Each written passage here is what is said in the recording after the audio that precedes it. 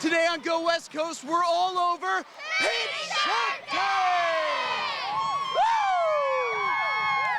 Woo! Coming up, a massive dance party for a cause. Pink all over schools in BC. We wanted to focus on the positive language. And finding support in Squamish.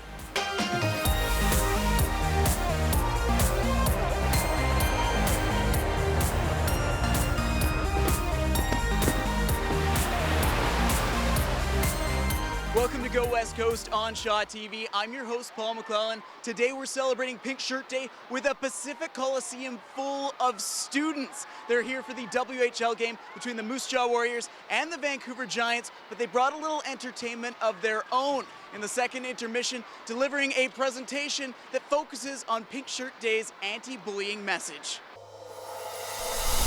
It's not always about getting the dance perfect the first time.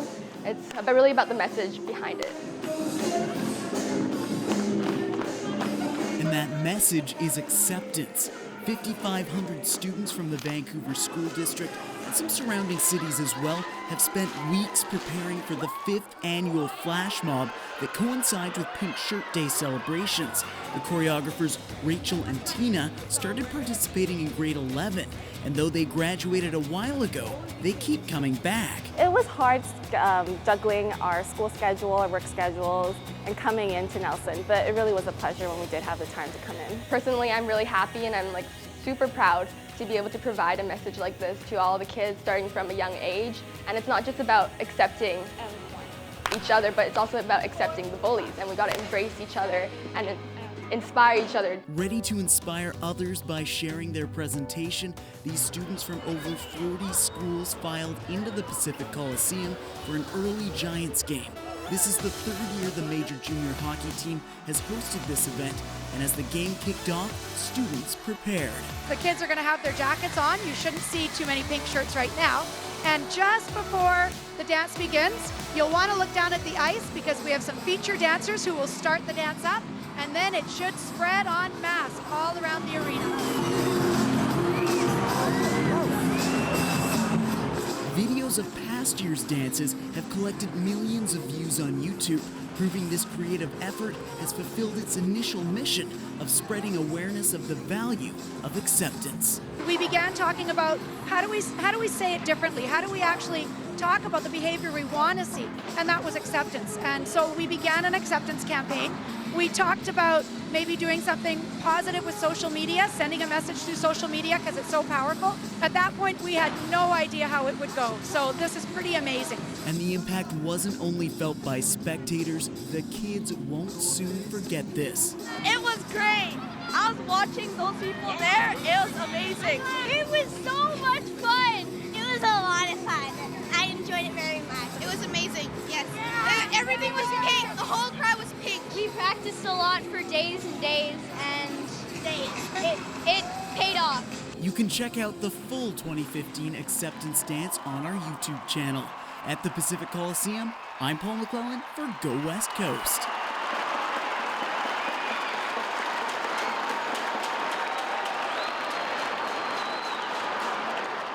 Keep an eye on this event into the future. It's super impressive to see 40+ schools performing it live. Now, as we continue with the show, we're not done with Pink Shirt Day just yet. Reporter Jen Moranitz is out in Surrey with some other students.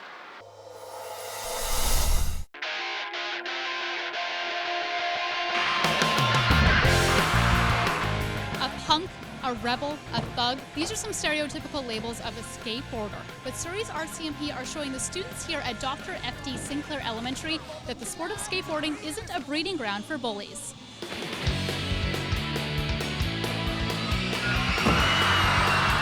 Constable Troy Derrick is leading this school presentation to tie in with Pink Shirt Day. Over the decades, there's been a lot of misconceptions that skateboarders were kind of like the bad boy image, or sort of like the streetwise, or sort of like the ruffian kids. But really, it's just more of a misunderstanding of something that people haven't quite grasped onto within the mainstream to really realize that it's an activity that's a form of self-identity. I started skateboarding when I was 12 years old. He speaks about skateboarding from first-hand experience as a sport that, in his youth, kept him grounded. Pretty cool, right? See, I mean, the thing with skateboarding itself is it's not so much about how good you are at that particular activity, it's more about how it makes you feel as a person. 5 other skaters took part in the performance, including Surrey's own Mike Foe, nicknamed Hippie Mike. We're really excited to be in this school for Anti-Bullying Day. What does Anti-Bullying Day mean to you guys? You could say like skateboarders were looked at as bullies, but as skateboarders growing up in the 80s and 90s, we were the ones that were bullied by the public. Hippie Mike is helping break down this stigma. For more than a decade, he was a skateboard instructor with the city of Surrey, teaching the positivity of this sport to youth like Andy. I like the skateboarding. It was so awesome. They were going like this, like the thing where they're going back and then the foot was right here. One of the biggest things that I see in skateboarding that is beneficial is they learn how to find confidence in themselves. They learn how to set goals and accomplish them. And they just learn discipline and determination. These skaters hope this presentation will translate the message of acceptance and non-judgment to these elementary students. In Surrey, I'm Jen Moranitz for Go West Coast. Stick with us here after the break. We've got lots more Pink Shirt Day coverage coming up.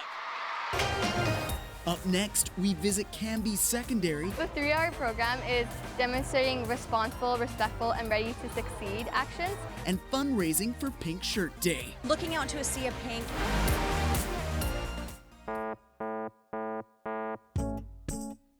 Stand up for myself and others. I will treat everyone equally and treat them how I want to be treated. Always have a positive attitude and trying to make people smile. Have a positive attitude around people and help out students when they need help. Spread love to everyone. To treat everyone as an equal and be myself. I'm going to make sure that no one's left out or alone. Treat others with respect and make sure that they understand that they're not alone when they're getting bullied. Treat people how I would want to be treated. Accept everyone as an equal even if they're different. I will love people for who they are and their differences. I'm going to be the reason no one's left out. I'm going to say hi to one new person every single day. I'm going to be more open to new people and meet new people every day and be kinder to everyone.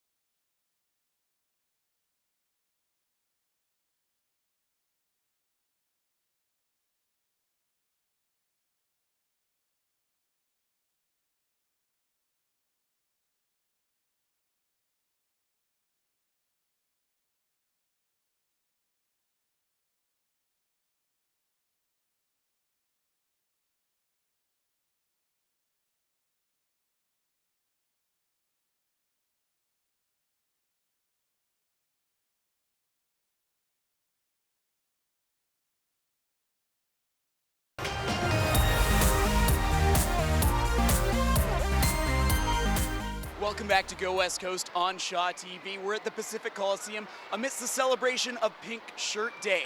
Next, we're headed out to Richmond. We're at Canby Secondary. They call it Act Pink Day.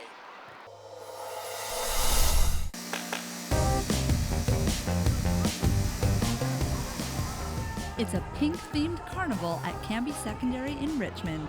There's cotton candy, face painting, and even hats made from balloons. Hosted by the school's leadership team, this large lunchtime event draws attention to the more affirmative side of anti-bullying. We wanted to focus on positive. We wanted to focus on the positive language. We wanted to focus on the positive actions that we wanted to see our students and our staff demonstrate here at our school all the time, every day of the year. ACT Day, an acronym focusing on acceptance, community, and tolerance, was developed by students last year, but will build and carry forward every year. The idea of us turning this idea of anti-bullying around to a positive I think is critical. Because if we all act in a positive way, then bullying is eradicated. It doesn't happen. On this day, pink tickets are handed out to students demonstrating positive behavior, but it's not isolated to only today. Year-round, teachers pass out these tickets, promoting a positive community atmosphere within the school. The 3-hour program is demonstrating responsible, respectful, and ready to succeed actions, so kind of similar to the ACT Day. So that guides the conduct of our students in our school, and that's all year round. And so we basically piggyback that conduct that we already have in place. Students promote a positive environment with the festive carnival-style fun of ACT Day, and it always includes a community-building activity to get everybody involved. With our conga line, we had everybody join in, so it showed everybody that when one person starts a positive action, many people will follow along. It looked like everyone was having fun, lots of smiling faces. I like the community building event probably the best. I love to see when we all work together and have fun together, because that's really what it's all about. From Canby Secondary in Richmond, I'm Tiffany Gurdon for Go West Coast. Very cool, Canby. Thank you for sharing that with us. Now, sticking with secondary schools, Vancouver poet and writer Shane Koizen turned his experience through high school with bullying into an opera. It debuted in Vancouver in the fall, and now it's making its way into schools across the province.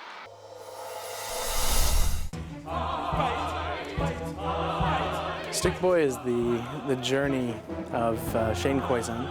It's his story of how he grew up going through various stages of bullying, starting with being teased and kicked and beaten up and name calling and all the things kids do, all the way up through his high school life, where he became the bully as a last resort. Vancouver Opera premiered Stick Boy in fall 2014, an opera written and composed by Shane Koizen and Neil Weisensell, and exploring the topic of bullying not only created an entertaining piece, but one that sparked conversation among those who saw it, which included over 1,000 students. I had an opportunity to speak with a lot of kids that came to see it, and teachers and general people in the public and other performing artists who work in Vancouver. A lot of them really felt that the show portrayed what it feels like to be bullied in a really clear and concise manner. People were able to connect to it because they recognized it. No matter what role they had played when they were in school themselves, they saw themselves somewhere on stage. With kids, it really gave them an opportunity to explore the concept of bullying without having an adult talk to them about bullying. They were able to just feel what was happening, and it really resonated with them. Oh, temper, temper, I didn't say start. Ready, steady, start. After seeing that response, Vancouver Opera has decided to tour an abridged 60-minute version of Stick Boy in secondary schools around Metro Vancouver next school year. We're encouraging English teachers to work alongside music teachers, along with social emotional learning teachers, to have the kids spend a lot of time looking at the themes and the book itself before going in to see the show. We'll be providing parents' evenings as part of the process in each of the districts, and extended talkbacks at the end of the performance, which will allow the kids to ask questions based on what they've already learned going in to see the opera. Taking it to the schools, it puts it in a very real setting. It's right there. I think it's going to be a great opportunity for students to connect, both on the topic of bullying and to the arts too.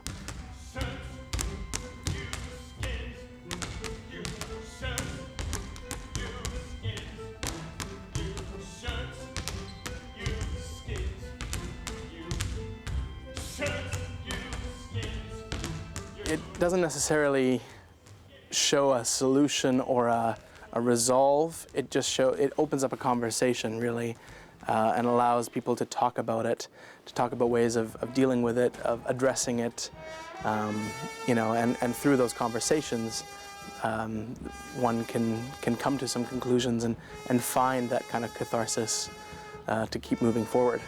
For more information on the school tour or on the production in general, you can check out stickboyopera.ca. In East Van, I'm Paul McClellan for Go West Coast. It's getting pretty noisy in here. Now, earlier in the show, we had some pink shirt promises where people shared their thoughts on how they are going to stop bullying. We want you to share your pink shirt promise with us as well on Facebook, on Twitter, on Instagram. You can send us a video, you can send us a message, you can send us a photo. Just remember to hashtag that with pink shirt promise. You can win a trip for two from Shaw to Los Angeles to attend the Teen Choice Awards. Very cool. Now, stick with us. The game's still going on. We got lots more Go West Coast on the way. After the break, a local man shares his own bullying experience. I liked different things than the other guys. Like, a lot of them would do, you know, crazy sports.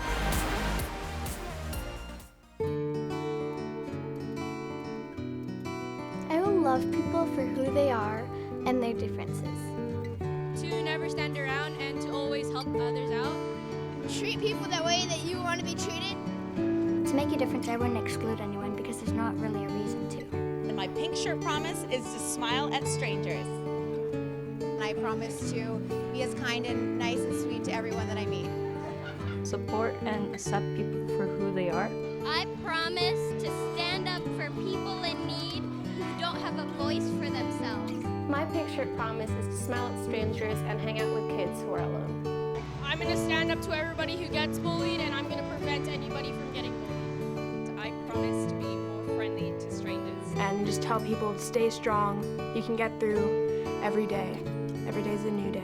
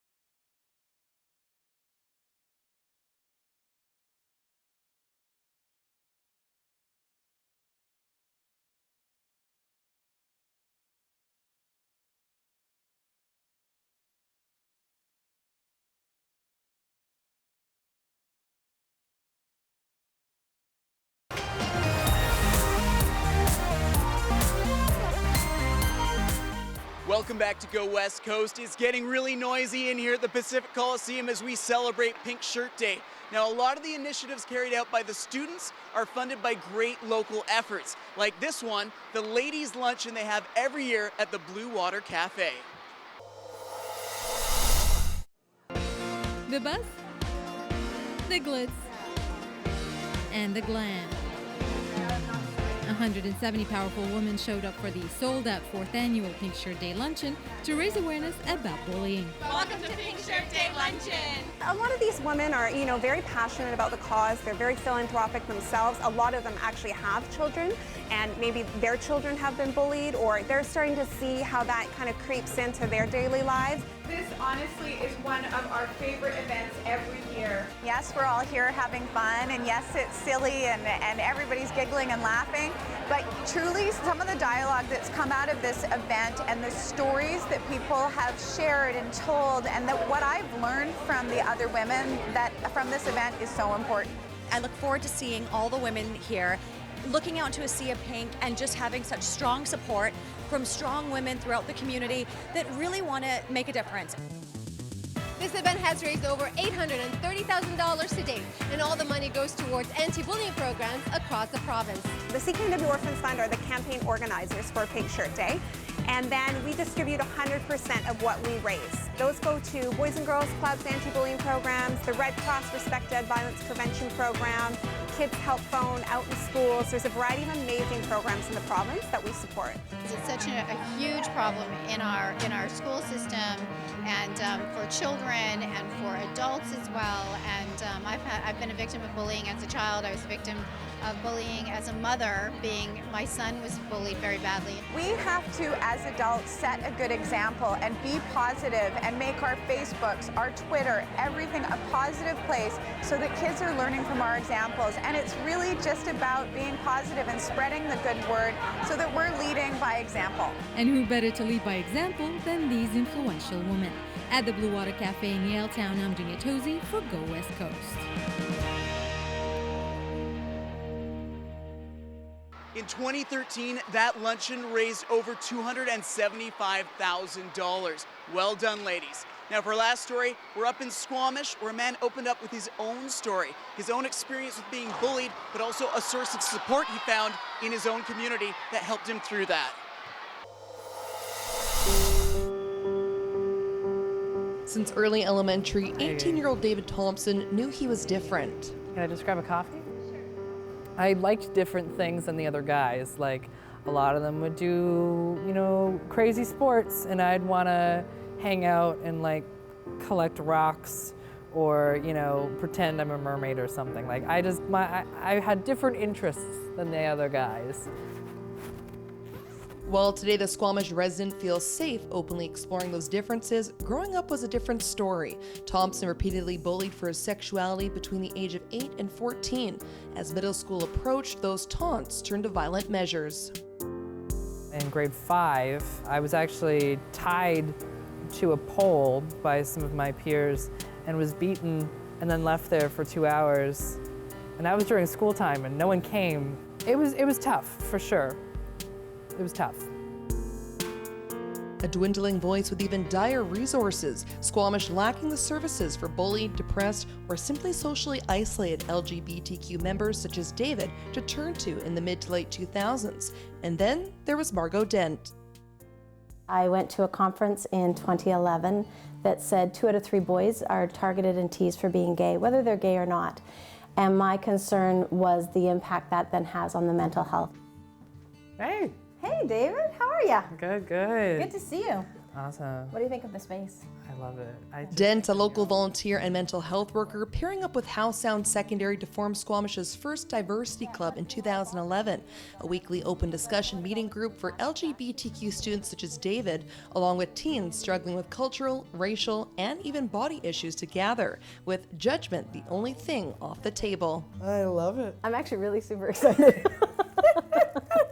We run the gamut, and it can be anything from, did you see what was on Facebook last night, to did you see that commercial? We definitely cover sex and sexual issues and gender.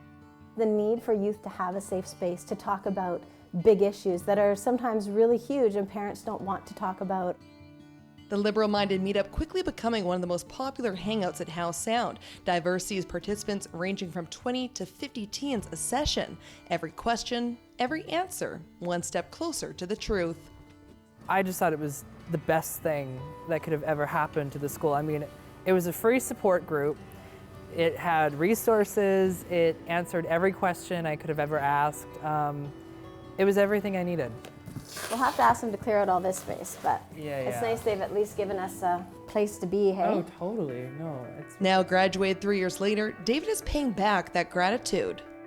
Helping Margot turn this room into a similar diversity club for young adults such as himself to continue receiving social support here at the Squamish Youth Resource Center. The program, a joint collaboration between Quest University and the Safe and Sound Advocacy Group, co-founded by Margot last fall. With Squamish also set to have its first all-day LGBTQ conference come May, it's safe to say the city's colors have never been so bright. Having students like David really helps to lead the conversation because we didn't want it to be adult-led. I think last year there was a lot of self-discovery that happened and he's been doing a lot of work on himself. That work and healing, all thanks to one woman's voice. I love that woman. I mean, she's really like a mother to me. She really has formed an amazing community that never would have existed without her. David's hope that one day there will be a diversity club in all BC schools, a place to seek solace and stop bullies in their tracks. Kids are coming out at a lot earlier ages now, and it's easier. It's just a lot easier to be out in Squamish, and it's exciting. I'm Vanessa Ibarra in Squamish for Go West Coast.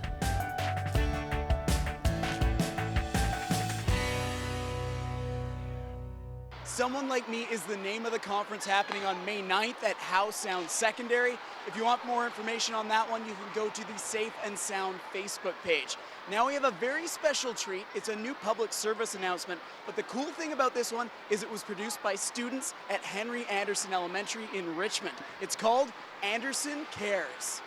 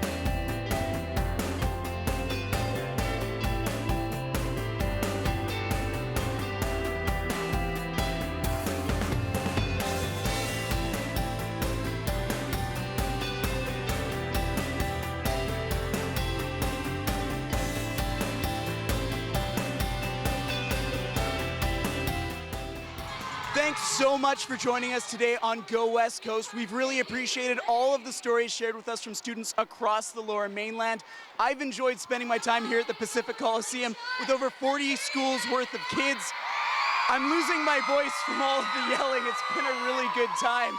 If you have any story ideas for us for future episodes, email them to gowestcoast@shaw.ca. If you want to check out this episode or others, go to shawtv.com. Until next time, I'm Paul McClellan.